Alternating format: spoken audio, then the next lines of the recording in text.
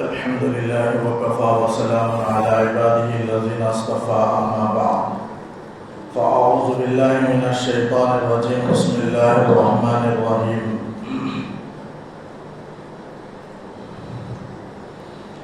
قال رب أنى يكون لي غلام وقد بلغني الكبر وامرأتي عاقر قال كذلك الله يفعل ما يشاء.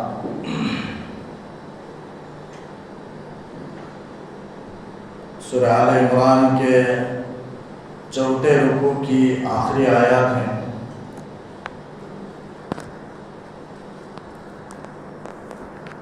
اس سے پہلے حضرت زکریا علیہ السلام اور حضرت مریم علیہ السلام کا تذکرہ ہوا.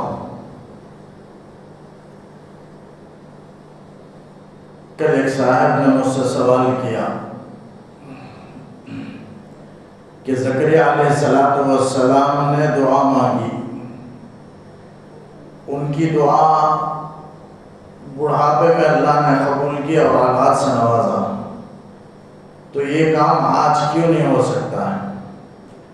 حضرت مریم کمرے کے اندر تھیں، پھل اللہ کی طرف سے ان کو اترا، آج کیوں نہیں ہو سکتا؟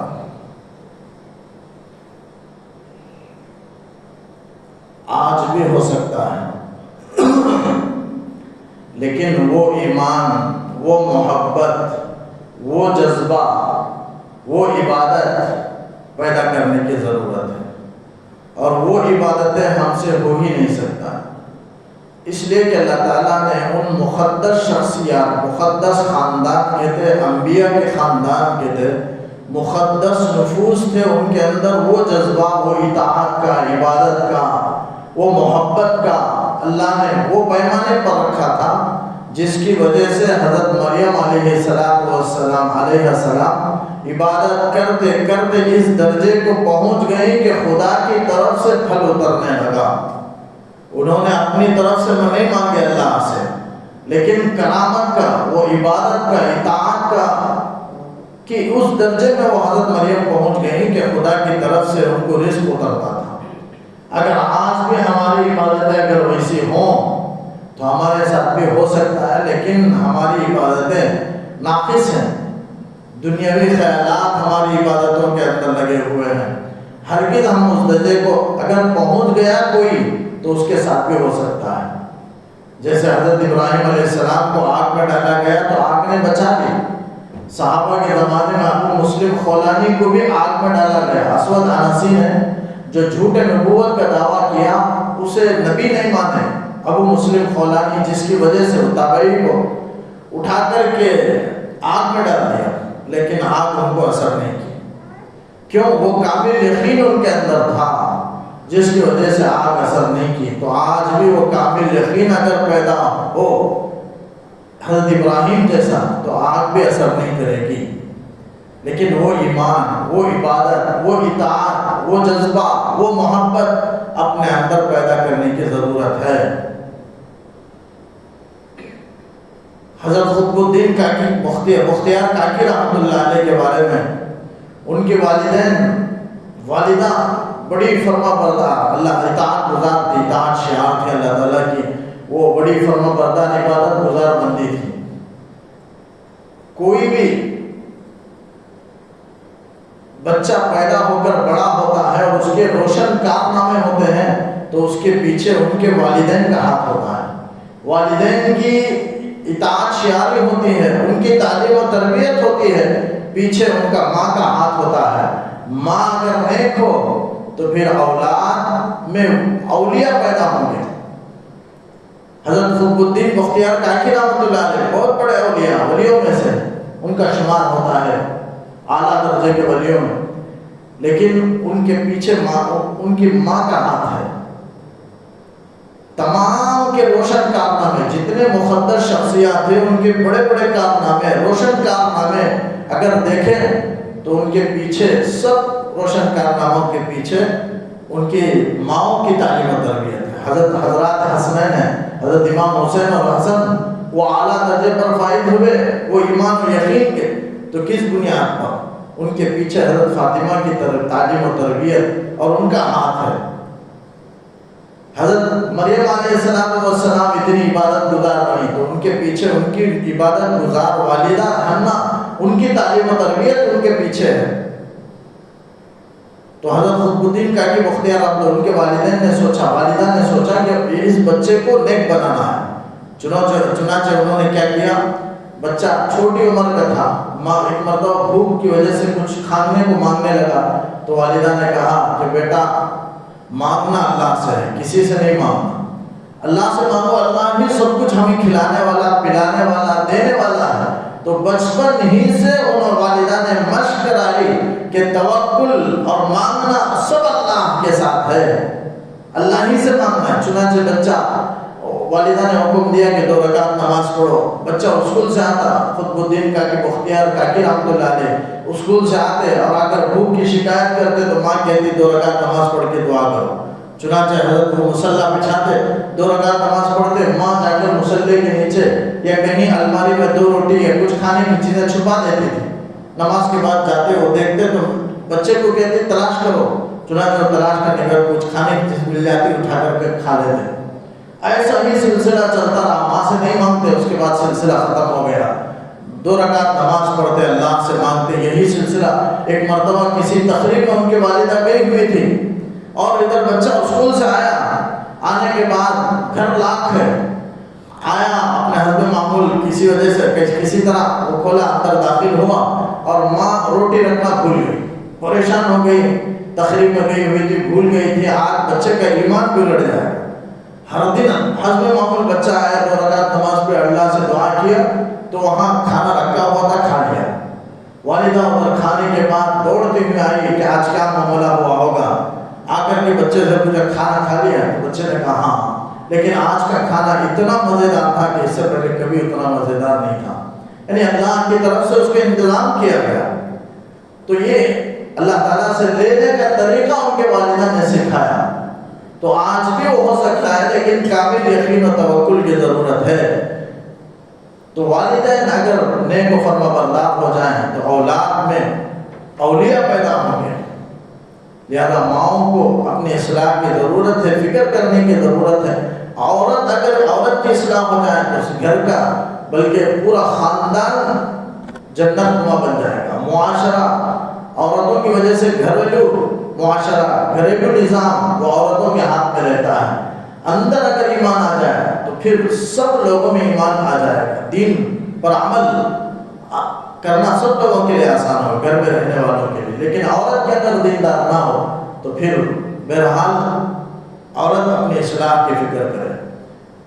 ہر ایک شریعت کے جتنے احکامات ہیں، حکم ہیں، سب مرد کے لیے بھی ہیں، عورت کے لیے بھی ہیں۔ ایسا نہیں ہے کہ جتنی باتیں بیان کی جا رہی ہیں وہ صرف مرد کے لیے اور عورتوں کے لیے بھی کہا جائے، ایسا نہیں ہے، بلکہ مرد عورت احکام میں برابر ہیں۔ کبھی مرد کے مسائل آتے ہیں، کبھی عورتوں کے احکامات کو اللہ تعالیٰ بیان کرتا ہے، لہذا بیان میں احکامات پر عمل کرنے میں دونوں برابر ہیں، مرد بھی عمل کرے، عورت بھی عمل کرے، دونوں کے لیے ہیں۔ قرآن نے ایک جگہ فرمایا من عمل صالحا من ذکر او انثی، جو بھی نیک عمل کرے چاہے مرد ہو یا عورت ہو، اللہ تعالیٰ اس کا بدلہ دے گا۔ فاولئک یدخلون الجنہ، اللہ انہیں جنت میں داخل کرے گا۔ تو یہاں میں نے آیت تلاوت کی، قال رب انا یکون لی غلام وقد بلغنی الکبر۔ حضرت زکریا علیہ السلام نے فرمایا اے میرے پروردگار مجھے کیسے بیٹا پیدا ہوگا۔ کل حضرت بات آئی تھی کہ حضرت زکریا کو اللہ نے یحییٰ کی خوشخبری سنائی علیہ السلام، لیکن حضرت زکریا 120 سال کے ہو گئے تھے، عمر بڑھاپے کی عمر کو پہنچ چکے تھے، اور ان کی بیوی 98 سال کی عمر کو پہنچ چکی تھی، 69 سال، بوڑھے ہو چکے ہیں دونوں، تو کیسے اولاد ہوگی؟ تو اللہ تعالیٰ سے پوچھنا ہے اللہ مجھے کیسے لڑکا پیدا ہوگا؟ وقت بلغنی الکبر، حال ہے کہ مجھے بڑھاپا پہنچ چکا ہے، وامراتی عاقر، اور میری بیوی بانجھ ہو چکی ہے، بوڑھی ہو چکی ہے، کیسے بچہ پیدا ہوگا؟ یعنی اللہ سے جو پوچھ رہے شک کی وجہ سے نہیں، یعنی ان کو شک ہے دے گا یا نہیں دے گا، ایسا نہیں ہے، یقین ہے کہ اللہ کا جب وعدہ ہو چکا ہے تو اللہ تعالیٰ دے گا۔ اللہ وعدہ خلافی نہیں کرتا، ایک مرتبہ کہہ چکا ہے تو کہہ چکا عطا کرے گا۔ شک کی وجہ سے وہ سوال نہیں کر رہے ہیں، بلکہ سوال کرنے کا مقصد ہے کہ تو کیسے دے گا، کیا ہم دونوں کو جوان بنا کر دے گا یا اسی بڑھاپے کے حالت میں ہم کو بچہ دے گا، اولاد ہوگی؟ کیسے، اس کی کیا شکل ہے، کیا صورت ہے، یہ سوال کر رہے ہیں۔ شک نہیں ہے، سوال کا مقصد شک نہیں ہے، بلکہ سوال کا مقصد کیفیت معلوم کرنا ہے کہ کیسے دے گا، جوانی کی حالت میں دے گا، ہم کو جوان بنا کر پھر دے گا یا بڑھاپے کی حالت ہی میں دے گا؟ تو اللہ تعالیٰ نے کہا کہ نہیں، بڑھاپے کی حالت ہی میں۔ فرمایا اللہ نے کذالک، اسی طرح مطلب تمہاری بیوی بانجھی رہے گی 98 سال کی اور تم 120 سال کے ہی رہو گے، بوڑھے ہی رہو گے، اسی طرح اللہ تعالیٰ دے گا۔ اللہ یفعل ما یشاء، اللہ جو چاہے کر سکتا ہے۔ اللہ تعالیٰ کے لیے کوئی اسباب ضروری نہیں ہے، گرچہ اسباب کے تحت سارے نظام کو اللہ چلاتا ہے، لیکن کبھی کبھی ایسا نہیں ہے کہ اللہ کے لیے اسباب ضروری ہیں، ضروری کا درجہ نہیں ہے، یعنی اسباب ہوں تبھی اللہ عطا کرے گا، اسباب ظاہریہ ہوں یا اسباب عادیہ ہوں، جن اسباب کے ہم عادی ہیں ان اسباب کی ضرورت ہو، ایسا نہیں ہے۔ اللہ کے لیے کوئی قانون، کوئی قید نہیں ہے، اللہ تعالیٰ تمام سے پاک ہے، خیر و خیوط سے اور کمزوریوں سے اللہ پاک ہے، بلکہ اللہ تعالیٰ کی ذات غالب ہے، جیسے چاہے کر سکتا ہے اللہ تعالیٰ۔ تو اللہ نے کہا اسی بڑھاپے کی حالت میں دیں گے ہم تم کو، یا لڑکا بیٹا اسی حالت میں دیں گے، اور دنیا میں جو جوانی میں دینا وہ ہماری عادت ہے، لیکن آپ کو جو دینا ہے وہ عادت کے سے ہٹ کر یہ تمہاری خصوصیت ہے، یہ تمہاری فضیلت ہے، تم کو ہم دیں گے، بڑھاپے میں دیں گے، تاکہ ہماری قدرت کا بھی اظہار ہو جائے اور تمہاری خصوصیت کا بھی اظہار ہو جائے، اس کے لیے ہم تم کو دیں گے۔ تو اللہ تعالیٰ جو چاہتا ہے کرتا ہے۔ تو اللہ نے کہا کذالک، اسی بڑھاپے کی حالت میں اللہ تمہیں دے گا اور وہ جو چاہے کر سکتا ہے۔ قال رب اجعل لی آیہ، تو حضرت زکریا علیہ السلام نے فرمایا، جب ان کو بات معلوم ہو گئی بیٹا پیدا ہونے والا ہے تو خوشی میں اضافہ ہو گیا، اس کے جذبے میں، اشتیاق ان کا بڑھ گیا، تو شوق میں اللہ تعالیٰ سے پوچھتے ہیں اللہ وہ کب پیدا ہوگا بچہ، میرے لیے کوئی نشانی بتا دے، مقرر کر دے، بچہ پیدا ہونے کی کوئی علامت، میری بیوی کے حاملہ ہونے کے لیے کوئی علامت تو مجھے بتا دے۔ فرمایا رب اجعل لی آیہ، میرے لیے کوئی نشانی مقرر فرما۔ قال، اللہ نے کہا آیتک، تمہاری نشانی یہ ہے کہ اللہ تکلم الناس ثلاثۃ ایام الا رمزا، کہ تم لوگوں سے بات نہیں کر سکو گے 3 دن۔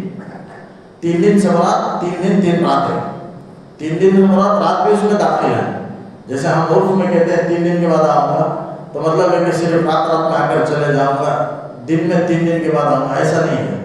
3 دن کا مطلب رات بھی داخل ہے، تو اسی طرح 3 دن سے مراد 3 دن 3 راتیں۔ 3 راتیں کا ذکر سورہ مریم میں اللہ نے ذکر کیا، وہاں رات کا ذکر کیا، ثلاثہ لیال، یہاں ثلاثۃ ایام کا ذکر فرمایا، جس سے اس آیت کی تشریح ہو گئی کہ 3 دن سے مراد 3 راتیں بھی ہیں۔ 3 دن 3 رات آپ کسی سے بات نہیں کر سکو گے، منہ بند ہو جائے گی، آپ کی زبان بات کرنے سے رک جائے گی، آپ بات نہیں کر سکو گے۔ اللہ تکلم الناس ثلاثۃ ایام، ایک نشانی کے طور پر اللہ نے ان کو یہ مقرر فرمایا، نشانی کے طور پر۔ چنانچہ ایسا ہی ہوا، تب حضرت زکریا علیہ السلام سمجھ گئے کہ اب ولادت کا موقع ہے، حمل کا موقع ہے، الا رمزا، مگر اشارے سے۔ اب وہ بات کریں گے 3 دن کیسے؟ یا تو کسی آدمی گونگا ہے تو وہ بتانا ہے تو ہاتھ کے اشارے سے، منہ آنکھ کے اشارے سے وہ بیان کرے گا، یا کوئی لکھ کر اگر لکھنا پڑھنا چاہتا ہے تو لکھ کر بتائے گا، تو اس طریقے سے بات کر سکتے ہیں، لیکن زبان سے بات نہیں کر سکتے، اشارے سے۔ گونگے ہیں، اس کے تحت میں علماء نے گونگے کے احکام کو لکھا ہے، جو بولنا نہیں جانتا اس کا ایمان کیسے معتبر ہے۔ یہاں تو اشارہ الا رمزا، مگر اشارے سے، حضرت زکریا اشارے سے 3 دن بات کریں گے، زبان سے بات نہیں کریں گے۔ تو اس کے تحت میں گونگے کے مسائل مفسرین نے لکھا کہ گونگے کا ایمان کیسے معتبر ہے۔ گونگے کا ایمان کا اعتبار ہاتھ کے اشارے سے ہے، بہرحال اشارے سے ہے، اس کا اشارہ کلام کرنے کے درجے میں ہے، زبان سے بولنے کے درجے میں، اس لیے کہ وہ تو بول نہیں سکتا ہے، اس لیے اس کا اشارہ کافی ہے۔ اسے پوچھا اللہ کہاں ہے تو وہ اوپر دکھایا، اللہ کتنا ہے تو بتا 1، تو ہاتھ کی انگلی سے بتایا تو وہ مومن ہے۔ جیسے روایتوں میں آتا ہے حضور نبی کریم صلی اللہ علیہ وسلم نے ایک باندی سے، گونگی باندی سے آپ نے سوال کیا این اللہ، اللہ کہاں ہے؟ تو اس نے ہاتھ کے اشارے سے کہا اوپر ہے۔ تو حضور نے فرمایا یہ باندی مسلمان ہے. تو زبان سے بول نہ سکنے کی صورت میں، اس لیے کہ ایمان میں دل سے سچا جاننا تصدیق بھی ضروری ہے اور زبان سے اقرار بھی کرنا ضروری ہے. لا الہ الا اللہ، اللہ کے سوا کوئی معبود نہیں، کوئی حقیقی معبود نہیں، عبادت کے قابل اور لائق کوئی نہیں. یہ زبان سے اقرار کرنا بھی ضروری ہے. لیکن گونگے کے لیے اشارہ یہ زبان سے اقرار کے قائم مقام ہے، اشارہ کافی ہے اس کے لیے، وہی کلام کے درجے میں. وَذْكُرْ رَبَّكَ كَثِيرًا. تو اس موقع پر اللہ نے فرمایا جب آپ بولنا بند ہو جائے گی زبان آپ کی، آپ اشارے سے بات کریں گے، اس کے علاوہ زبان سے نہیں کر سکیں گے، تو اس موقع پر اپنے رب کی کثرت سے تسبیح کرو، اپنے رب کو کثرت سے یاد کرو، یعنی زبان دل سے اللہ کو یاد کرو. ذکر کے ساتھ کثیرہ کا لفظ ہے، کثرت، یعنی زیادہ سے زیادہ اللہ کا ذکر کرنا چاہیے بندوں کو، اللہ کی یاد. اس کا بڑا فائدہ آخرت میں اس کا فائدہ معلوم ہوگا. دنیا میں آدمی نقد چاہنے کا عادی ہے، کوئی بھی کام کیا فوراً اس کا صلہ مل جائے، جلد باز ہے فوراً. لیکن آخرت کا معاملہ، اس لیے وہ آدمی عبادتوں میں آگے نہیں بڑھتا، ذکر و اذکار میں تلاوت میں آگے نہیں بڑھتا. اس کا فائدہ بعد میں ملنے والا، ملے گا نہیں ملے گا. ایمان ہے کہ یعنی بہرحال امید تو ہے، ایمان ہے، لیکن اس میں بھی شک، یقین اگر ہے تو پھر آدمی اس درجے کا یقین حاصل کرے گا، ذکر کرے گا، تلاوت کرے گا، عبادات میں آگے بڑھے گا، اس لیے کہ اسے پورا یقین ملنا ہے. لیکن یہ معلوم ہونے کے باوجود بھی آگے نہیں بڑھ رہا ہے. جیسے کیش نقد حاصل ہونے پر آدمی جیسے اعمال کی طرف لپکتا ہے، ویسا نہیں لپکتا، کیونکہ بعد میں ملے گا آخرت میں. فوراً چاہنے کا انسان عادی ہے، لیکن آخرت کے معاملے میں ایسا غافل نہیں رہنا چاہیے. اللہ تعالیٰ نے کہا ذکر کثرت سے کرو. ایسا نہیں صبح فجر کی نماز میں پڑھ گئے، وہ بھی 100 مرتبہ ذکر کرنا ہے، تسبیح 33 مرتبہ، تحمید 33 مرتبہ، تکبیر 33-34 مرتبہ، تاکہ 100 کی مقدار پوری ہو. کم از کم وہ تو صحیح پڑھنا ہے. اس کے علاوہ بھی ہم سمجھتے ہیں صبح شام ذکر کر دیا یہی کافی ہے، بڑے اللہ والے بن گئے، آئندہ ذکر کی ضرورت نہیں ہے. ایسا نہیں، ہمیشہ اللہ کا ذکر بازار میں ہو، مسجد میں ہو، گھر میں ہو، جہاں کہیں بھی ہو. بہرحال ذکر کا ایک مطلب یہ بھی ہے کہ اللہ شریعت کے احکام کے مطابق ہر کام کو انجام دیا جائے، یعنی نافرمانیوں سے بچ کر بالکل شریعت کا کوئی پاس و لحاظ کیے بغیر زندگی نہ گزارے. شریعت کے خلاف کام ہو رہا ہے لیکن ذرا بھی دل میں پریشانی نہیں ہے، کوئی پاس و لحاظ نہیں ہے، یہ ایمان کے نہ ہونے کی علامت ہے، ایمان سے سب سے کمزور ہونے کی علامت ہے. لہذا ایمان کے اعلیٰ درجے کے ہونے کی ہے کہ نافرمانی ہونے پر انسان کا دل اسے کوسے، بے قرار ہو، بے چین ہو. وَسَبِّحْ بِالْعَشِيِّ وَالْإِبْكَارِ، صبح شام تسبیح کرو. حضرت زکریا کو اللہ نے حکم دیا علیہ السلام صبح شام تسبیح کرو. یہی وجہ ہے تسبیح کا معنی صلی کا بھی بعض مفسرین نے کیا ہے نماز پڑھو. ہو سکتا ہے ان کی امت میں 2 رکعت 2 نماز ہو، صبح اور شام. صبح سے مراد دن کے شروع میں، شام سے مراد دن کے اختتام میں، آخر میں. دن کا شروع کب ہے؟ صبح صادق سے ہے. جیسے ہم روزہ رکھتے ہیں صبح صادق سے، فجر کی اذان سے پہلے. فجر کی اذان ہوتی ہے صبح صادق کے بعد ہوتی ہے، تو وہاں سے دن ہے شریعت میں. لیکن عرف میں انگریزی تعلیم کے حساب سے سورج طلوع ہونے کے بعد دن شروع ہوتا ہے، دن شمار ہوتا ہے. لیکن شریعت میں صبح صادق سے فجر کی نماز اذان، اس وقت سے صبح دن شروع ہو جاتا ہے اور مغرب تک، یعنی عصر کے بعد تک. تو دن کا آخری وقت عصر کا وقت ہے. تو صبح شام تسبیح کرو، اس میں حکم ہے وَسَبِّحْ بِالْعَشِيِّ وَالْإِبْكَارِ. اسی لیے شاید علماء نے صبح شام، چونکہ اس کے بعد فجر کی نماز کے بعد بھی کوئی سنت نہیں ہے، عصر کے بعد بھی کوئی سنت نہیں ہے، اور نفل پڑھنا مکروہ بھی ہے وہ 2 وقتوں میں. اور 2 وقتوں میں تسبیح رکھ دیا گیا. دعا سے پہلے ہم تسبیح کرتے ہیں، یہ کابر کا متعین کرتا ہے، ورنہ کوئی قرآن میں حکم نہیں ہے صراحتاً کہ اس طرح ہو. لیکن صبح شام کا چونکہ تذکرہ ہے، اس لیے صبح شام 200 مرتبہ تسبیح کو رکھ دیا گیا. اگر آیت پر عمل کے لحاظ سے اگر کوئی پڑھ لے تو پھر عمل بھی ہو سکتا ہے. وَإِذْ قَالَتِ الْمَلَائِكَةُ يَا مَرْيَمُ إِنَّ اللَّهَ اصْطَفَاكِ وَطَهَّرَكِ وَاصْطَفَاكِ عَلَى نِسَاءِ الْعَالَمِينَ. جبکہ فرشتوں نے کہا، جب فرشتوں نے کہا، فرشتہ سے مراد حضرت جبرائیل علیہ السلام ہے. یہاں تک زکریا کا تذکرہ تھا. اس کے بعد اللہ تعالیٰ مریم کا تذکرہ کر رہا ہے کہ جب فرشتے نے کہا یا مریم، اے مریم، ان اللہ اصطفاکی، اللہ تعالیٰ نے تمہیں منتخب کیا ہے، برگزیدہ بنایا ہے. یعنی مطلب یہ کہ اللہ تعالیٰ نے تمہیں چنا ہے دین کے لیے، اسلام کے لیے، عبادت کے لیے، تابعداری اور اطاعت کے لیے اللہ نے تمہیں چنا ہے. وطہرک، اور تم کو پاک کر دیا ہے گناہوں سے، کفر سے، شرک سے، گندگی اور اخلاقی خرابیوں سے، قتل سے، زنا سے، اخلاقی برائیوں سے، نافرمانیوں سے، گناہوں سے تم کو اللہ نے پاک کیا. وصفا کے علی نساء العالمین، یہ فرشتے نے ندا دی حضرت مریم کو خطاب کر کے، اور اللہ نے تمہیں چنا ہے تمام دنیا کے عورتوں پر، یعنی اس زمانے کی عورتوں پر. اگر اس زمانے میں مراد نہیں لگے تو پھر خلاف ہونا لازم ہوتا ہے. اس لیے کہ حضرت فاطمہ افضل ہے، مریم کے بعد آئی ہو، آپ صلی اللہ علیہ وسلم کی بیٹی صاحبزادی چھوٹی حضرت فاطمہ، وہ بھی تمام خیر نساء میں سے ہے، افضل عورتوں میں ہے.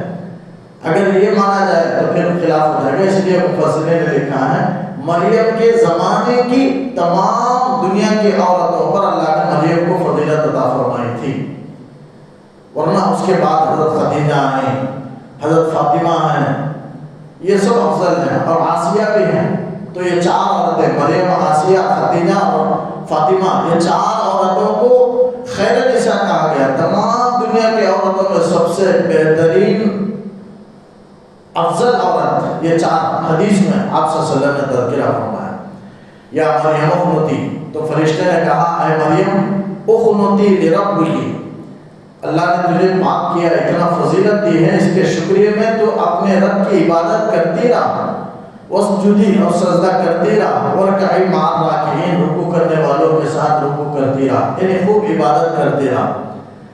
یہ رکوع کرنے والوں کے ساتھ، یعنی رکوع کر، ایسا نہیں کہا رکوع کرنے والوں کے ساتھ، اس لیے کہ اس زمانے میں یہودیت تھی، اور یہودی عبادت کرتے ہیں، ایسا کرتے ہیں گھٹنے کو زمین پر رکھ کر سجدے میں کھڑے رہتے ہیں، پھر سجدے میں چلے جاتے ہیں، ان کی عبادتوں میں رکوع نہیں ہے. تو اللہ نے کہا رکوع بھی کرو، کامل رکوع کرنے والوں کے ساتھ رکوع کرو، یعنی تم اپنی عبادت میں رکوع کو شامل کرو اور کامل رکوع کرو. آج بھی بہت سے لوگ نماز میں تھوڑا جھکتے ہیں، ایسا اتنا جھکتے ہیں کہ اسے قیام کے قریب ہی کے حکم میں وہ ہوتا ہے، قیام کے قریب ہی ہے وہ، اور فقہاء نے اسے قیام کے قریب کہا. اور قیام کے قریب جو چیز کسی چیز کے قریب ہو وہ بھی اسی چیز کے حکم میں ہوتا ہے. یعنی قیام کے قریب ہے تو قیام ہی کے حکم میں ہے، گویا رکوع نہیں کیا ہو، اسے رکوع میں شمار نہیں کیا جائے گا. رکوع میں کب شمار کیا جائے گا کہ آدمی مکمل طور پر پیٹھ کو جھکائے. آپ صلی اللہ علیہ وسلم رکوع فرماتے تھے اس طرح کہ بالکل سر سے لے کر آپ کے برابر آخر تک، سرین تک برابر فاصلہ رہتا. ایسا کہ اگر بیچ میں، پیٹھ کے بیچ میں اگر کوئی پیالہ بھی رکھ دیا جائے تو نہیں گرتا تھا، نہیں گر سکتا. اتنا پیٹھ کو سیدھا کر کے آپ صلی اللہ علیہ وسلم جھک کر رکوع فرمایا کرتے تھے. تو یہ آپ کے رکوع کی کیفیت ہے. سنت کے مطابق نماز عطا فرمائے، اور مردوں کے لیے یہ حکم ہے.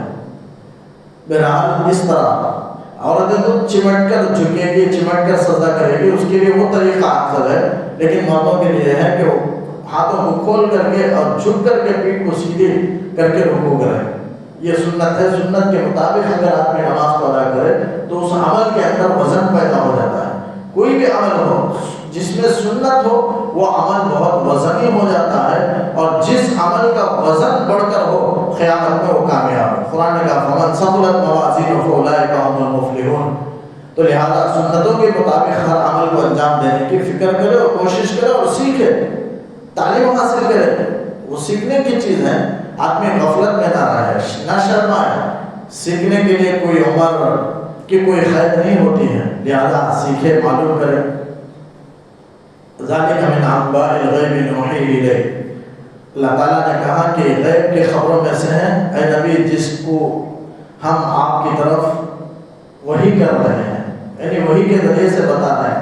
یہاں حضور صلی اللہ علیہ وسلم کو خطاب کر کے اللہ تعالیٰ کہتا ہے کہ آپ آپ کے زمانے سے، یعنی حضور نبی کریم صلی اللہ علیہ وسلم کے زمانے سے ہزاروں سال پہلے کا، سینکڑوں سال پہلے کا واقعہ ہے یہ، حضرت زکریا کا، حضرت مریم کا، یحییٰ کا، یہ سب سینکڑوں سال پہلے کا واقعہ ہے، لیکن آپ ہو بہو بیان کر رہے ہیں جیسے بالکل ہو رہا ہے، صحیح صحت کے ساتھ، حقیقت کے ساتھ، جیسے ہوا ویسے قرآن بیان کر رہا ہے۔ یہ کیسے ہے کہ آپ اس وقت موجود تھے؟ اللہ تعالیٰ پوچھتا ہے نبی کو، اے نبی کیا اس وقت آپ موجود تھے جب وہ مریم کے کفالت کے سلسلے میں، پرورش کے سلسلے میں جھگڑا کر رہے تھے، جب وہ خورا ڈال رہے تھے، کیا اس وقت آپ موجود تھے؟ آپ تو موجود نہیں تھے، ہم آپ کو بتا رہے ہیں۔ یعنی اللہ تعالیٰ یہ کہنا چاہتا ہے کہ یہ سب غیب کی خبروں میں سے ہیں۔ انسان آج پیدا ہوا، پچھلی ساری باتیں معلوم ہونا ہے تو کوئی انسان بتانا ہے، پیچھے کا پرانے زمانے کا آدمی اگر بتائے تب معلوم ہوگا، ورنہ کوئی بتائے بغیر خود سے کیسے معلوم ہوگا؟ اللہ تعالیٰ نبی کو بتا رہا ہے، اس سے معلوم ہوا کہ غیب کی باتیں اللہ کے علاوہ کوئی نہیں جانتا۔ اس میں نفی ہے آپ صلی اللہ علیہ وسلم آپ کے عالم الغیب ہونے کی۔ اگر آپ صلی اللہ علیہ وسلم عالم الغیب ہوتے تو اللہ تعالیٰ ایسا کیوں کہتا؟ آپ نبی بھی غیب کی بات کو نہیں جانتے، لیکن جو درگاہ پرست ہیں، اولیاء پرست ہیں، وہ سب یہ کہتے ہیں کہ نبی کے سلسلے میں ان کے عقائد بہت غلط ہیں۔ 3 قسم کے عقائد وہ رکھتے ہیں، اولیاء کے سلسلے میں بھی رکھتے ہیں کہ وہ غیب کی باتوں کو جاننے والے ہیں، نبی کے سلسلے میں ان کا عقیدہ ہے کہ وہ غیب کی باتوں کو جانتے ہیں، حالانکہ غلط ہے۔ غیب اللہ کے علاوہ کوئی نہیں جانتا۔ وَعِندَهُ مَفَاتِحُ الْغَیْبِ، کل تراویح میں آئی تھی پرسوں کہ اللہ ہی کے پاس غیب کے سارے چابیاں، خزانے اللہ ہی کے پاس ہیں۔ اللہ اگر بتائیں تبھی معلوم ہوگا نبی کو، نبی مطلع ہو سکتے ہیں، اس کے علاوہ مطلع نہیں ہو سکتے۔ غیب کی بات اللہ ہی جانتا ہے، نبی کو نہیں ہو سکتی۔ ہاں اگر بتائیں، اللہ تعالیٰ نے بتایا وہی کے ذریعے سے، جیسے قرآن میں پچھلوں کے واقعات ہیں پیغمبروں کے، وہ ہو سکتا ہے، جتنا اللہ بتائے اتنا علم ہو سکتا ہے۔ تو غیب کی بات اللہ کے علاوہ، اسی طرح حاضر و ناظر کا مسئلہ ہے، مختار کل کا مسئلہ ہے، پورا اختیار اللہ کے علاوہ کسی کو نہیں ہے۔ لیکن ولی کو بدعتی حضرات، درگاہ پرست، وہ ولی کو مختار کل مانتے ہیں، چونکہ اللہ کے مقرر ہے، اس لیے اللہ نے ان کو اختیار دیا ہے، تصرف کا حق دیا۔ ایسا نہیں، غلط ہے، مختار کل بھی اللہ ہے۔ اسی طرح حاضر و ناظر کا عقیدہ ہے کہ وہ حاضر ہو جاتے ہیں، آپ صلی اللہ علیہ وسلم حاضر ہوتے ہیں، اس لیے کہ السلام علیکم یا رسول اللہ، السلام والسلام علیکم یا رسول اللہ، یہ سامنے کھڑے ہو کر پڑھنا ہے۔ علیکہ کے معنی آپ پر، جیسے ظاہرین حضرات ہیں، روزہ اقدس کے سامنے آپ جاتے ہیں، السلام والسلام علیکم یا حبیب اللہ، السلام والسلام علیکم یا رسول اللہ، وہاں پڑھتے ہیں، اس لیے کہ وہاں آپ سب سامنے موجود ہیں قبر مبارک۔ لیکن یہاں اگر علیکہ اگر پڑھیں گے تو مطلب ہے کہ حاضر و ناظر کا مسئلہ، یہ اس کے پاس حاضر و ناظر کا مسئلہ ہے، یعنی آپ صلی اللہ علیہ وسلم کو حاضر جانتا ہے کہ آپ صلی اللہ علیہ وسلم ہر جگہ حاضر ہوں گے، آپ کی ذات اقدس تو ایک ہے، کیسے ہر جگہ حاضر ہوں گے؟ لہذا حاضر و ناظر آپ صلی اللہ علیہ وسلم اپنی قبر مبارک ہی کے اندر ہیں، آپ کہیں بھی نہیں جاتے، کہیں بھی نہیں آ سکتے۔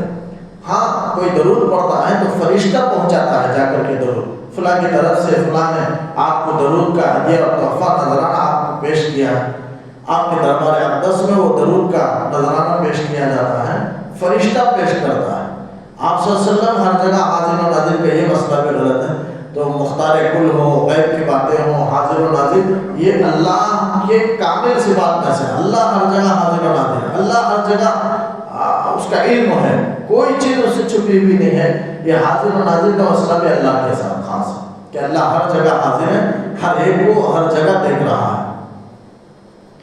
تو یہاں غیب کی نفی ہو رہی ہے۔ اللہ تعالیٰ نے کہا یہ سب غیب کی خبروں میں سے ہیں، نوحی الیک، اللہ کے نبی ہم آپ کو وحی کر کے ہم بتا رہے ہیں۔ وما كنت لديهم، آپ اس وقت موجود نہیں تھے، اذ یلقون اقلامهم، جب وہ اپنے قلموں کو ڈال رہے تھے، کیوں؟ ایہم یکفل مریم، کہ کون مریم کی پرورش کرے گا، چونکہ جھگڑا ہو گیا، 29 یہودی علماء میں جھگڑا ہو گیا کہ مریم کی ہر ایک چاہنے لگا کہ میں پرورش کروں گا، لیکن بعد میں یہ ہوا کہ خورا ڈالا جائے۔ خورا کا طریقہ کیا ٹھہرا؟ سب نے طے کیا کہ خلم، اپنا خلم دریا میں ڈالے، جس کا خلم مخالف سمت میں جائے، یعنی پانی ادھر بہ رہا ہے، پانی جدھر بہ رہا ہے اس کے مخالف سمت میں خلم چلنے لگے، جس کا خلم مخالف سمت میں چلنے لگے وہ مریم کی کفالت کرے گا۔ ایک بعض نے کہا نہیں خلق ڈالیں گے جس کا خلق پانی کے اوپر کھڑا ہو جائے وہ پرورش کا حقدار ہے. یہ خوراک کا ایک طریقہ ہے. یعنی خوراک کب ڈالتے ہیں؟ خوراک اس وقت نہیں ڈالا جاتا جبکہ سب کے حقوق شریعت میں معلوم ہو، متعین ہو. معلوم ہونے کی صورت میں، متعین ہونے کی صورت میں خوراک نہیں ڈالا جاتا. خوراک کب ڈالا جاتا ہے؟ اس وقت جبکہ سب کے حقوق برابر ہوں. اب کسی ایک کو متعین کرنا ہے تو ایک جہن کو، ایک چیز کو متعین کرنے کے لیے خوراک ڈالا جاتا ہے. جیسے مثال کے طور پر وراثت میں کسی کو ایک زمین ملی، اب وہ 2 وارث ہیں، اس کے 2 بیٹے ہیں. اب 2 بیٹوں میں وہ زمین تقسیم کرنا ہے. اب یہ پوری زمین ہے، آدھی ہے، اور ایک شرق کی طرف ہے، ایک غرب کی طرف ہے. ایک سامنے کا حصہ، ایک پیچھے کا حصہ، گلی کی جانب جو سامنے کا حصہ ہے. اب دونوں میں تقسیم ہو گیا، دونوں چاہتے ہیں کہ مجھے سامنے کا حصہ ملے.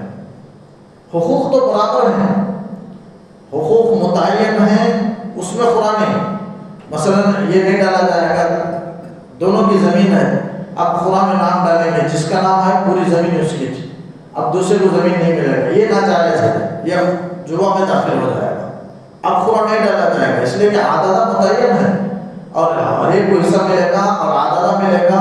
2 وارث ہیں، 2 بیٹے ہیں، زمین ایک ہے، عددہ ملے گا تو متعین ہے، اس میں خوراک نہیں ہے. لیکن کون سی جہت اٹھانا ہے؟ یا تو قاضی کے فیصلے سے متعین کر سکتے ہیں، یا آپس کے اتفاق سے کہ پیچھے کے لینے پر ایک بھائی راضی ہو گیا، آپس میں راضی ہو گئے، یا اس طرح طے ہوا کہ سامنے کے دونوں کی قیمت کا اندازہ لگا ہے.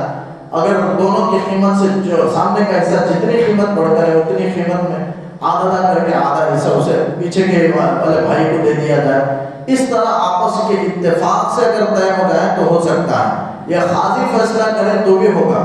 2 حصوں میں قاضی جس کے لیے فیصلہ کرے اس کے لیے وہ حصہ لینا ہی پڑے گا. یہ شریعت کا حکم ہے. تو ایسا بھی ہو سکتا ہے، یا نہیں تو خورا ڈالا جائے، یہ بھی ہو سکتا ہے. اس لیے کہ دونوں کے حقوق برابر ہیں. اب دونوں متعین کرے کہ خورا ڈالا ہے، جس کا نام آئے اسے سامنے کا حصہ ملے گا اور جس کا نام نہ آئے اسے پیچھے کا حصہ. یہ جائز ہے. تو ایسے مساوی حقوق میں خورا ڈالا جاتا ہے. جیسے بیوی ہیں، کسی کے 2 یا 3 بیویاں ہیں تو بیویوں میں باری متعین کرنا بہت ضروری ہے. باری اگر متعین نہ کرے تو ناانصافی ہے، ظلم ہے، کل قیامت میں اس کا بدلہ اللہ تعالیٰ لے گا. تو اس لیے باری متعین کرنا ہے، چاہے وہ بوڑھی ہو چاہے کنواری ہو، کوئی بھی ہو، بہرحال باری متعین کرنا ضروری ہے. عورتوں میں برابری کرنا ضروری ہے. اب اسی طرح 2-3 بیویاں ہیں، مثلا 2 بیویاں ہیں، اب سفر میں لے جانا چاہتا ہے، سفر کو جا رہا ہے، اب ایک کو جوان بیوی کو لے کر جانا چاہتا ہے. تو اب مسئلہ یہ ہے کہ بیوی ہونے کے اعتبار سے دونوں برابر ہیں، اس لیے اب خورا ڈال کر متعین کرے گا. یہ خود سے نہیں لے گا، اس لیے کہ دونوں کے حقوق برابر ہیں. تو آپ خورا کے ذریعے سے، جیسے آپ صلی اللہ علیہ وسلم کی سنت تھی، آپ صلی اللہ علیہ وسلم سفر میں جانے کا ارادہ کرتے تو خورا ڈالتے، جس کا نام آتا بیویوں میں سے آپ اسے ساتھ لے کر سفر فرما دیتے. تو ایسے برابر حقوق جس کے ویسے کاموں میں خورا ڈالا جائے گا، خورا اندازی کی جائے گی. تو اللہ تعالیٰ پوچھتا ہے وَمَا كُنْتَ لَدَيْهِمْ، اے نبی آپ اس وقت موجود نہیں تھے، اِذْ يُلْقُونَ أَقْلَامَهُمْ، جب وہ اپنے قلموں کو ڈال رہے تھے دریا میں. یعنی وہ خورا اندازی یہ طے ہوا کہ مریم کی کفالت وہ کرے گا جس کا قلم سمندر میں مخالف سمت میں چلے یا کھڑا ہو جائے. چنانچہ 29 علماء تھے. اردن کے جو نہر ہے، نہر اردن جسے کہا جاتا ہے، اس نہر میں وہ قلم ڈالے. جا کر 29 ڈالے تو خورا میں حضرت زکریا علیہ السلام کا قلم مخالف سمت میں چلنے لگا. تو اب متعین ہو گیا، چونکہ اللہ کی طرف سے وہ تعین تھی. اب وہ زکریا علیہ السلام چونکہ رشتہ دار بھی تھے، خالو بھی تھے مریم علیہ السلام کے، لہٰذا وہ حضرت مریم حضرت زکریا علیہ السلام کی کفالت میں، ان کی ذمہ داری میں، ان کی تربیت میں، ان کی پرورش میں مقرر ہو گئی. تو اللہ تعالیٰ پوچھتا ہے کہ جب وہ اپنے قلموں کو ڈال رہے تھے، قلم کی جمع اقلام ہے. واحد جمع تو ہم سمجھتے ہیں، ایک کے لیے اگر بولا جائے تو اسے واحد بولتے ہیں. جمع کئی کے لیے اگر، جیسے ہم دعا بھی مانتے ہیں، اللہم انی اسألک، انی اسألک کے معنی ہے میں سوال کرتا ہوں. تنہا دعا مانگ رہا ہے تو دعا مانگے اللہم انی اسألک الجنہ واعوذ بک من النار، یعنی حمزے کے ساتھ، الف کے ساتھ، اعوذ بک، میں پناہ مانگتا ہوں، میں پناہ مانگتی ہوں دوزخ سے. اگر جمع ہے تو انا پڑھیں گے، انا نسألک، اللہم انا نسألک الجنہ، اے اللہ ہم، جیسے امام دعا کرتا ہے تمام مقتدیوں کو ملا کر، اے اللہ ہم جنت کا سوال کرتے ہیں، انا نسألک کے معنی ہم سوال کرتے ہیں جمع کے لیے، انا نعوذ بک ہم تجھ سے پناہ مانگتے ہیں، تو جمع کے لیے ہو تو ایسا، واحد کے لیے ہے تو اللہم انی اسألک الجنہ واعوذ بک من النار، یہ واحد کا صفہ ہے، اللہم انا نسألک الجنہ نون کے ساتھ، وَنَعُوذُ بِكَ مِنَ النَّارِ شروع میں نون ہے، تو یہ سب جمع کا صفہ ہے، تو واحد جمع عربی میں بھی ہے، تو یہ اسم کے اعتبار سے ہے، خلق مفرد ہے، اس کی جمع اقلام ہے، ایہم یکفل مریم کہ کون مریم کی کفالت کرے گا، وَمَا كُنْتَ لَدَيْهِمْ إِذْ يَخْتَصِمُونَ اور آپ اس وقت موجود نہیں تھے جب وہ جھگڑ رہے تھے کفالت کے سلسلے میں، تو اللہ تعالیٰ کہتا ہے یہ سب غیب کی خبروں میں سے ہیں، ہم نے آپ کو بتائی ہیں۔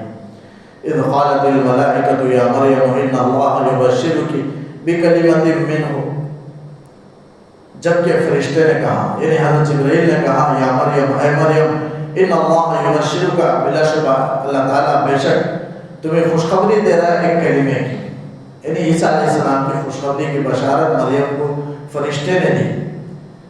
کلمہ کیوں کہا گیا؟ میں کل کہا کہ کلمہ کن سے پیدا ہوئے، حضرت عیسیٰ علیہ السلام کن سے، یعنی اللہ تعالیٰ کسی چیز کا ارادہ کرتا ہے تو ہو جا، کن کے معنی ہو جا، تو اس سے پیدا ہوئے ہو، کوئی باپ حضرت مریم کا نکاح نہیں ہوا تھا، لیکن روایتوں میں آتا ہے کہ ان کی نسبت ہو گئی تھی۔ اس زمانے میں جب عیسیٰ علیہ السلام کی پرورش کا واقعہ ہوا، اس سے پہلے زکریا علیہ السلام کی وہ پرورش میں آنے لگے، اس وقت تک ان کی نسبت تو ہو چکی تھی، روایتوں میں آتا ہے۔ ایک یوسف نامی لڑکے سے جو لکڑی کا کام کرتے تھے، نیک تھے، ان سے ان کی منگنی نسبت تو ہو گئی تھی لیکن نکاح نہیں ہوا، اس سے پہلے واقعہ پیش ہوا حضرت عیسیٰ علیہ السلام کی ولادت کا۔ یا مریم ان اللہ یبشرک بکلمۃ من، اللہ ایک تمہیں کلمے کی خوشخبری دے رہا ہے، اسمہ المسیح عیسیٰ ابن مریم، اللہ تعالیٰ کہتا ہے اس کا نام مسیح عیسیٰ ابن مریم ہوگا۔ مسیح کیا ہے؟ مسیح کے معنی چھونا، حضرت مسیح کو مسیح اس لیے کہتے ہیں عیسیٰ علیہ السلام کو، وہ مادر ذات جو اندھا ہوتا تھا اسے چھوتے تھے تو آنکھ لوٹ کر آ جاتی تھی، چونکہ یہ نبی تھے، یہ معجزہ ہے ان کا، اور معجزہ ہونے کی وجہ سے، لیکن آنکھ دنیا میں آنکھ موجود تھی، کسی وجہ سے آنکھ کی روشنی ختم ہو گئی تو اس بینائی کو علاج کے ذریعے سے بھی لا سکتے ہیں، اللہ چاہے تو واپس لوٹا دے گا، لیکن مادر ذات جو اندھا ہے، پیٹ سے جو بچہ پیدا ہوا اندھا ہو کر اسے کوئی درست نہیں کر سکتا، لیکن حضرت عیسیٰ علیہ السلام اس مادر ذات اندھے کو ہاتھ پھیرتے تو وہ درست ہو جاتا، یہ معجزہ ہے، حالانکہ کوئی درست نہیں کر سکتا، پیٹ کے اندر جو برائیاں، جو نقص کمی ہو گئی، وہ کمی کوئی پورا نہیں کر سکتا پیدا ہونے کے بعد بھی، دنیا میں آنے کے بعد کمی آئے تو اسے پورا کیا جا سکتا ہے، ماں کے پیٹ میں اگر کوئی کمی رہ جائے تو اسے دنیا میں پورا نہیں کیا جا سکتا، بننے کی جگہ وہ ہے، جیسے ہم نے تبلیغ میں سنا بھی ہوگا، انسان کے بننے کی جگہ دنیا ہے، آخرت وہ بدلے کی جگہ ہے، اسی طرح انسان کے بننے کی جگہ ماں کے پیٹ ہے، دنیا میں آنے کے بعد انسان نہیں بن سکتا، جیسا بن گیا ماں کے پیٹ میں ویسا دنیا میں رہے گا، ویسے دنیا میں وہ زندگی گزارے گا۔ تو مسیح اسی لیے ان کو کہا جاتا ہے، مسیح کے معنی چھونے والا، وہ چھوتے تھے تو وہ اچھے ہو جاتے تھے، مریض پر بھی وہ ہاتھ چھوتے پھیرتے تو وہ درست ہو جاتا تھا، اس لیے ان کو مسیح کہا گیا۔ تو یہ لقب ہے، تین چیزیں ہیں، نام ایک ہے، لقب ایک ہے، کنیت ایک ہے۔ کنیت کہتے ہیں باپ کو بیٹے کی طرف نسبت کر کے بولنا، بیٹے کو باپ کی طرف نسبت کر کے بولنا، جیسے آپ صلی اللہ علیہ وسلم کی کنیت ابو القاسم ہے، یعنی آپ کے بیٹے قاسم تھے آپ صلی اللہ علیہ وسلم کے، تو بیٹے کی طرف نسبت کر کے قاسم کے والد محمد ہیں تو آپ صلی اللہ علیہ وسلم کی کنیت ابو القاسم، اسے باپ بیٹے کی طرف جو نسبت کرنا اسے کنیت کہتے ہیں۔ اور ایک ہے لقب، کوئی خاص صفت، نام کے علاوہ کوئی خاص ٹائٹل جو میرے کو سے لقب کہتے ہیں، جیسے ڈاکٹر کا لقب ملتا ہے، مادری ہونے کا، رشاد، یہ سب القاب ہیں، رشادی ہے، قاسمی ہے، کسی مدرسے کے فارغ ہو گئے جو ٹائٹل اس کے ساتھ لگایا جاتا ہے وہ سب القاب ہیں۔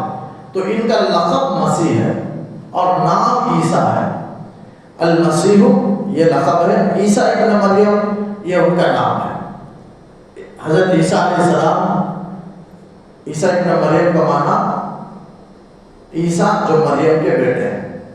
اب سوال ہوتا ہے یہاں باپ کی طرف ان کو نسبت کیوں نہیں کی؟ ہر آدمی کی نسبت باپ کی طرف کی جاتی ہے، تو اللہ نے ماں کی طرف اس لیے نسبت کیا کہ ان کے باپ نہیں، بغیر باپ کے حضرت عیسیٰ علیہ السلام پیدا ہوئے. یہ اللہ کر سکتا ہے، جیسے ماں کے باپ کے بغیر حضرت عیسیٰ علیہ السلام کو صرف عورت سے، مریم سے اللہ نے پیدا کیا، اسی لیے ماں کی طرف نسبت کی.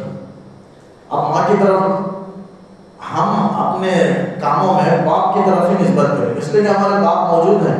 وہاں حضرت عیسیٰ علیہ السلام کے نہیں تھے، بغیر باپ کے پیدا ہوئے، اس لیے ماں کی طرف نسبت. اگر ایسا کوئی موقع آ جائے تو ماں کی طرف نسبت کر سکتے ہیں. جیسے کوئی بچہ ہے زنا سے نعوذ باللہ ہو جائے، باپ معلوم نہ ہو تو اسے ماں کی طرف نسبت، ماں معلوم ہے تو ماں کی طرف نسبت کر کے بیان کر سکتے ہیں. کوئی ایسا موقع آ جائے تو ماں کی طرف نسبت کریں گے. مسئلہ یہی ہے کہ بچے کا نسب ماں سے ثابت کریں گے، ماں کی طرف نسبت کر دیں گے، جیسے اللہ نے یہاں عیسیٰ ابن مریم ماں کی طرف نسبت کر کے کہا. ورنہ اپنے سب کاموں میں ہم باپ کا تذکرہ کریں گے. کس کے بیٹے ہیں تو ماں کا ذکر نہیں کیا جائے گا، نام نہیں لیا جائے گا، باپ کا. یہی عرف ہے. آدھار کارڈ میں سب میں کیا کیا جاتا ہے، اپنے نام کے ساتھ باپ کے نام کا ذکر کیا جاتا ہے، اور عموماً عرف میں باپ کی طرف نسبت کی جاتی ہے. لہٰذا اسی طرح نسبت کر کے ہم ذکر کریں گے، عورتوں کی طرف ذکر نسبت نہیں کی جائے گی. لیکن بعض نے قربانی کے موقع پر مسئلہ بھی پوچھتے ہیں کہ قربانی میں نام لیتے وقت اب تک یہی سلسلہ چلتا ہے کہ ہم اپنے ماں کا ذکر کرتے ہیں. حالانکہ اب تک کر دیے ٹھیک ہے، لیکن جب معلوم ہو جائے تو اس کے بعد باپ کا تذکرہ کریں. ہر ایک کے نام کے ساتھ ان کے والد کا ذکر ہو، والد کی طرف ان کو نسبت کریں. اس لیے کہ دنیا کے سارے کاموں میں ہم اپنے آپ کو باپ کی طرف ہماری نسبت ہوتی ہے، اور اس میں بھی رواج میں بھی ایسا ہی ہے. تو ہر عبادات میں، ہر چیز میں ہم اپنے باپ کی طرف نسبت کریں. عیسیٰ ابن مریم وجیہاً فی الدنیا، اللہ تعالیٰ نے کہا کہ وہ عیسیٰ ابن مریم دنیا میں بڑے باعزت ہوں گے، بڑے باوقار ہوں گے، بڑی ان کی قدر و منزلت ہوگی. دنیا میں بڑی قدر و منزلت یہی ہے کہ اللہ دنیا میں ان کو بڑا مقام، بڑی عزت اللہ نے عطا فرمائی. عیسائی بھی احترام کرتے ہیں، مسلمان بھی کروڑوں کی تعداد میں ہیں، لیکن حضرت عیسیٰ کا احترام کرتے ہیں. عیسائی بھی احترام کرتے ہیں، لیکن عیسائی غلو کر کے خدا کا درجہ دے دیے. لیکن وہ بھی احترام ہی کا نتیجہ ہے، لیکن غلط ہے، غلو کر دیا. لیکن ہم احترام کرتے ہیں حد میں رہ کر. علیہ السلام عزت کے ساتھ، ان کے نام کے ساتھ علیہ السلام کا تذکرہ کرتے ہیں. بڑے احترام سے حضرت عیسیٰ علیہ السلام کا نام لیتے ہیں، ان پر ایمان رکھتے ہیں. ان پر اگر ایمان نہ لائے تو ہمارا ایمان معتبر نہیں ہے. نبیوں پر ایمان لانا ضروری ہے. ہم حضرت عیسیٰ کو مقدس مانتے ہیں، یہودیوں کی طرح نہیں کہ وہ مریم پر آج بھی تہمت لگاتے ہیں. اس لیے کہ وہ حضرت عیسیٰ کو نہیں مانتے. یہودی عیسائی تو مانتے ہیں، اسی لیے وہ خدا کا درجہ دیتے ہیں، لیکن یہودی نہیں مانتے، اسی لیے مریم پر وہ تہمت لگاتے ہیں. اسی کا اللہ نے پاکی کا ذکر مطہرہ کی مصطفیٰ کی سے پہلے جو آیت آئی وہ یہودیوں کے رد میں اللہ نے اتاری ہے کہ یہودی جو مریم کو کے سلسلے میں غلط گمان کرتے ہیں، اللہ نے اس کی برات کر دی، ان کو پاک کر دیا، اور اعلان کر دیا کہ حضرت مریم تمام سے پاک ہے. تو دنیا میں بڑے باعزت ہیں، اور آخرت میں بھی. اس لیے کہ شفاعت کا موقع اللہ عطا فرمائے گا، وہ اپنی امت کی شفاعت فرمائیں گے، اور بلند درجہ اللہ ان کو عطا کرے گا. وَمِنَ الْمُقَرَّبِينَ، اور اللہ کے مقرب کردہ بندوں میں سے، خاص بندوں میں سے ہیں. وقت ابھی کچھ باتیں ہیں، انشاءاللہ آئندہ کل عرض کروں گا. اللہ تعالیٰ سے دعا ہے کہ اللہ تعالیٰ کے اس باتوں پر عمل کی توفیق